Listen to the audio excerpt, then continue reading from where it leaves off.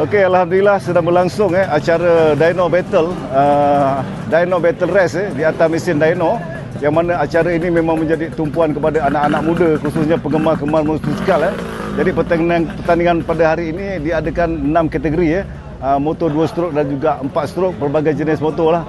Jadi setakat ni apa yang saya lihat tadi, pertandingan antara motosikal RZ RZ telah mencapai ketinggian horsepower setakat ni adalah 36.5, iaitu motor milik saudara Mak Ayam kan, mengalahkan motor Noleng 36.2 dan sambutannya memang luar biasa lah.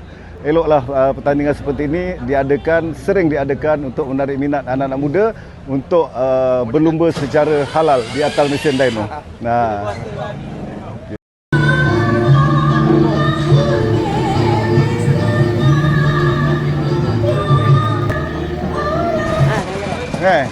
macam 30 ha? 30. 37. Sikit atas sikit. Duduk dia.